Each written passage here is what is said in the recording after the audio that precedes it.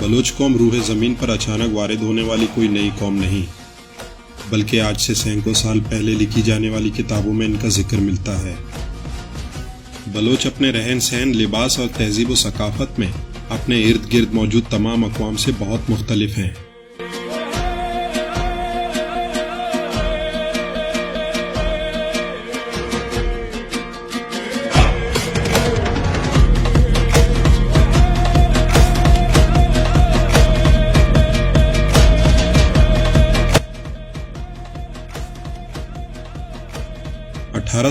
में रॉलिंसन अपनी किताब में लिखते हैं कि लफ्ज़ बलोच एक बेबीलोनियन यानी बाबुली बादशाह का नाम था।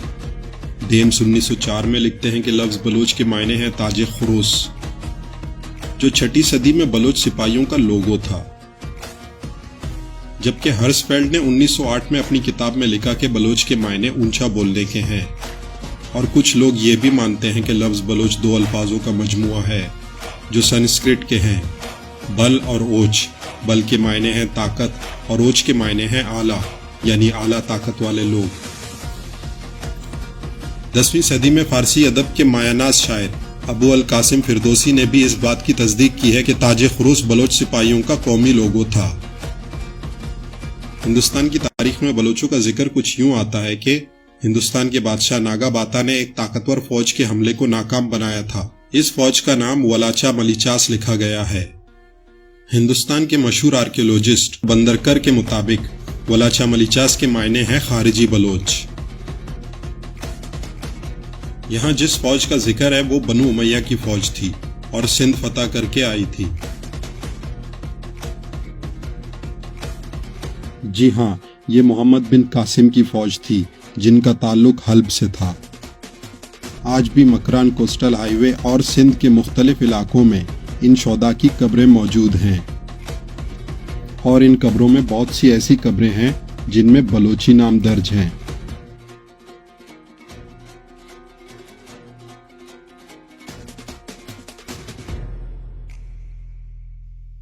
ज्यादातर ये कहा जाता है कि बलोच कौम का ताल्लुक हल्ब से है, जो कि शाम में है, और ये अरबों की औलाद में से हैं।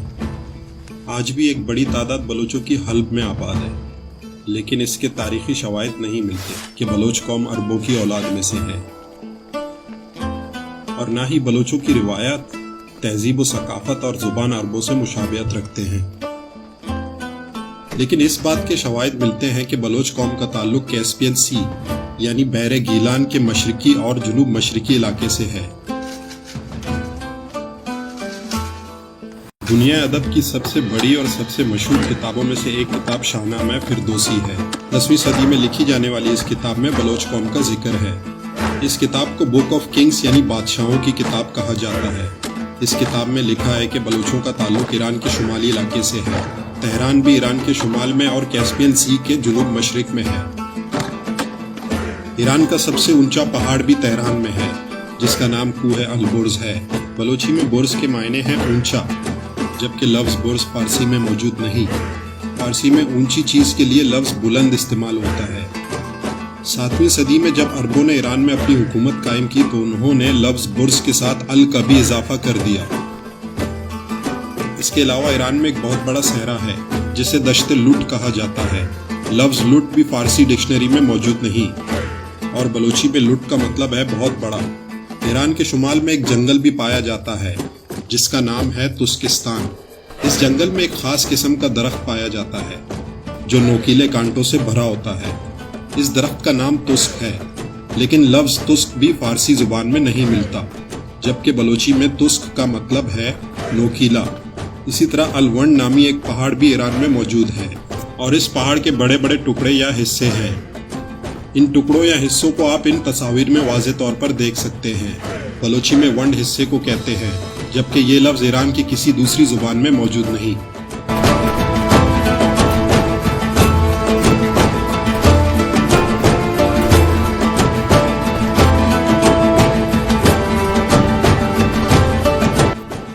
پاکستان میں ہر جگہ ایک ترکش ڈرامے کے چرچے زبان زد عام ہیں۔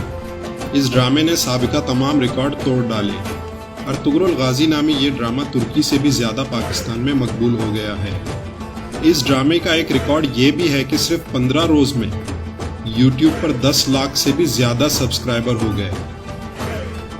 ترکی میں اس ڈرامے کی پہلی قسط کو 5 سالوں میں 1 کروڑ 20 لاکھ بار دیکھا گیا ہے، جبکہ اگر پاکستان کی بات کی جائے تو اس ڈرامے کے پاکستانی یوٹیوب چینل پر پہلی قسط کو صرف 3 ہفتوں میں 2.5 کروڑ سے زائد بار دیکھا گیا ہے۔ اس ڈرامے میں مختلف جگہ بلوچی ثقافت کو عیاں کیا گیا ہے اور یہ بھی دکھایا گیا ہے کہ کائی قبیلے میں بھی بلوچ رہتے تھے۔ اس کے علاوہ حلب میں بھی بلوچوں کو دکھایا گیا ہے۔ تاریخ کی بہت سی کتابوں سے اس بات کے شواہد ملتے ہیں کہ بلوچ سینکڑوں سال پہلے حلب میں رہتے تھے۔ آج بھی بلوچوں کی ایک بڑی تعداد وہاں آباد ہے۔ چند سال پہلے کی جانے والی مردم شماری کے مطابق ترکمنستان میں بلوچوں کی آبادی 1 لاکھ سے زائد ہے، جو کہیں سے ہجرت کر کے نہیں گئے بلکہ وہاں کے آبائی لوگ ہیں۔ ترکمنستان بھی کیسپین سی کے ساحل پر ہے۔ واضح رہے کہ کیسپین سی ایک سمندر نہیں بلکہ دنیا کا سب سے بڑا جھیل ہے۔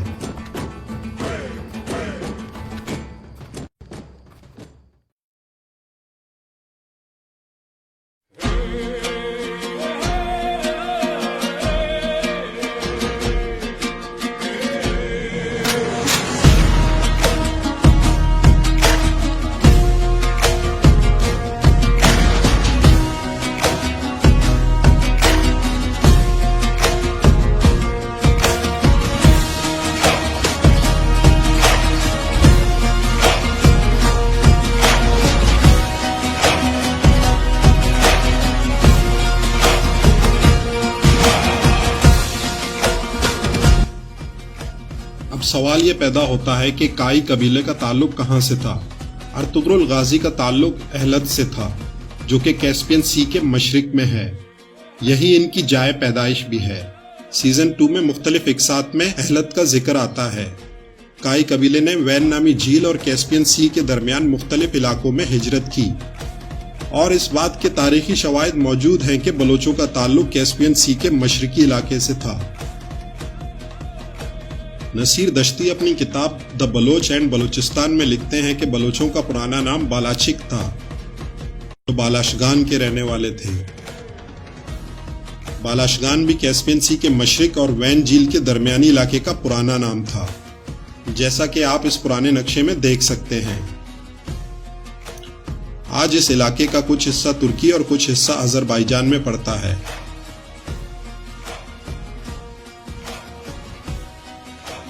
یعنی ارطغرل قبیلے کا جس خطے سے تعلق تھا اس کا پرانا نام بالاشگان تھا۔ جب بلوچوں نے ایران کی طرف ہجرت کی تو فارسیوں نے انہیں بالاچ کا نام دیا، جو بعد میں تبدیل ہو کر بلوچ ہو گیا۔ اس کے علاوہ عربوں نے انہیں بلوش کہا۔ آج بھی عرب انہیں البلوشی کہتے ہیں۔ آج بھی بلوچوں میں بالاچ نام بہت عام ہے۔ اس کے علاوہ بلوچ قوم میں بالاچکی یا بالاچک لفظ آج بھی بلوچ قوم کے لیے استعمال ہوتا ہے۔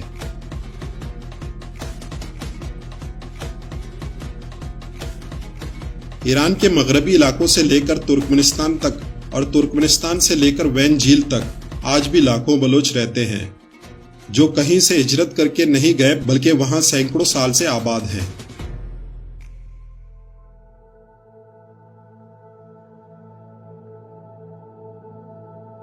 ایران کی قدیم سلطنت دنیا میں سپر پاور کا درجہ رکھتی تھی۔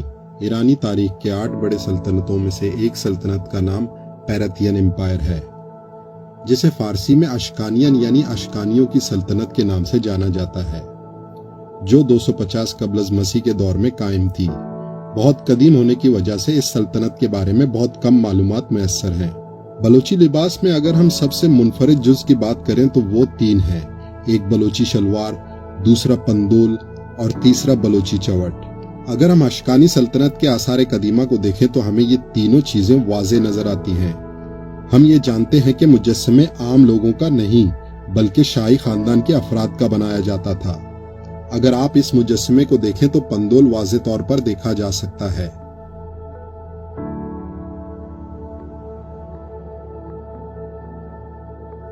اس کے علاوہ مختلف مجسموں میں شاہی خاندان کو بڑی شلواریں پہنے ہوئے دیکھا جا سکتا ہے۔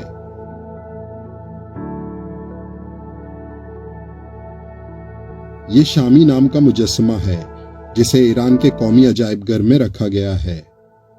ایران میں یہ بحث کافی عرصے سے چلی آ رہی ہے کہ اشکانی سلطنت بلوچوں کی تھی یا نہیں، لیکن ایک بات واضح ہے کہ اشکانیوں کے لباس سے قریب ترین مشابہت بلوچوں کے لباس کی ہے۔ ایک اور دلچسپ بات یہ ہے کہ اشکانی نام سے ملتا جلتا لفظ آسکانی نامی قبیلہ آج بھی بلوچوں میں ہے۔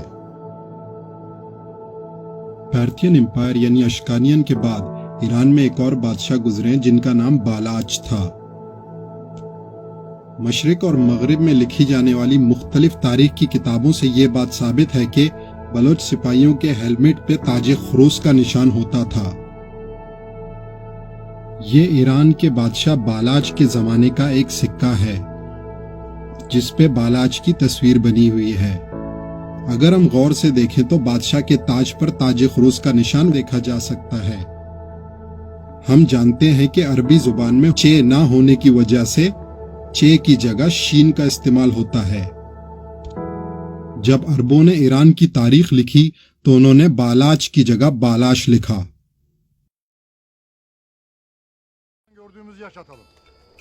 10ویں صدی میں پیدا ہونے والے ایران کے قومی شاعر، فارسی ادب کی تاریخ کے سب سے عظیم شاعر، دنیا ادب کی سب سے عظیم کتابوں میں سے ایک کتاب شاہ نامہ یعنی بادشاہوں کی کتاب کے مصنف ابو القاسم فردوسی کے بلوچ قوم پہ لکھے جانے والے ان اشعار کے ساتھ میں اس ویڈیو کا اختتام کرنا چاہوں گا۔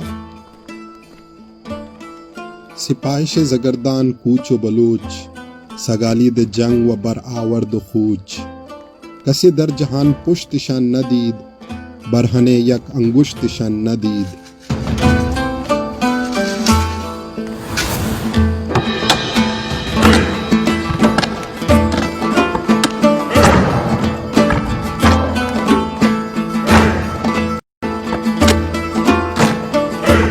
ان اشعار کا اردو میں ترجمہ کچھ یوں بنتا ہے: ہر آن دشمن سے لڑنے کو مرنے کو رہتی تھی تیار، وہ دلیر فوج بلوچ جس کا خالی جاتا تھا نہ کوئی وار، بے باک اتنی کہ عدو نہ دیکھ سکے کبھی اس کی پشت، پرحجاب ایسی کہ آتی نہ تھی نظر ایک بھی انگشت۔